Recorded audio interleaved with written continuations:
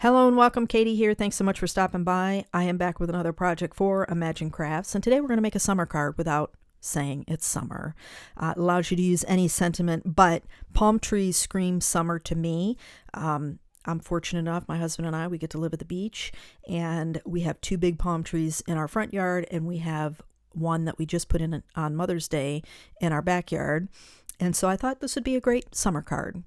And of course, I've got a thinking of you sentiment on there, but it's a great neutral card that you can put any sentiment on. So we've got some hot press watercolor paper. I've primed that with some water. As you saw, I just was going back and forth. That was just clean, clear water. And now I'm coming in with the same technique, adding in some Dandelion firework spray. Now I'm going to come in with Ladybug. Ladybug's a bit orangey to me. So if you're wanting something a little bit redder, go with Love Letter. And again, same technique, but I'm trying to fade it towards the bottom there. I want a nice blend. And so once I add the Ladybug, I come back in with a little bit, I clean the brush, but then I come back in with a little bit of Dandelion and I fade back up, clean the brush, and then I'm going to come in with a little bit more Dandelion because I really want that yellow on the bottom. I want it to fade to that yellowy orange color. And now I've got a little bit of Rosebud to pinken up that top so that we get a nicer, deeper orangey, reddy, pinky fade down into the bottom of our panel. And again, same technique. I just keep going back and forth with the colors until I'm satisfied with the blend. And then I will use my hair dryer to heat set this and dry it completely. I keep it on the glass mat. It's just a hair dryer. I've got it on high, but this is just a hair dryer.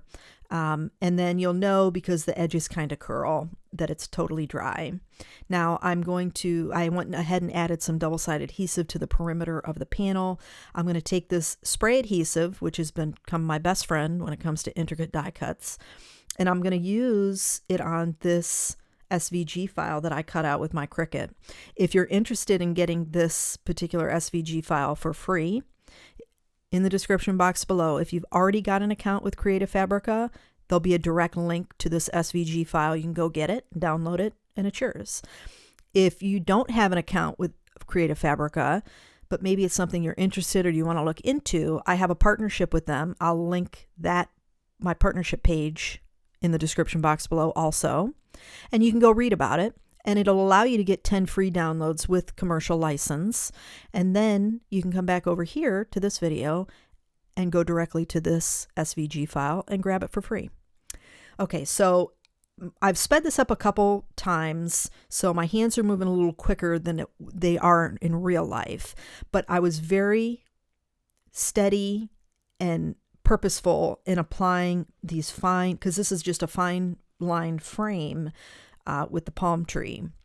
So I started with the bottom and then went on each side, straightening it out and adhering it down. The spray adhesive is very forgiving with that because it doesn't immediately tack down. You do have to press it down. So it gives you some time to be able to line things up where you need it. But I use some VersaFine Onyx Black ink to do my thinking of you stamping, and I love this golden shimmer with this sunset, sunrise, however you want to look at it.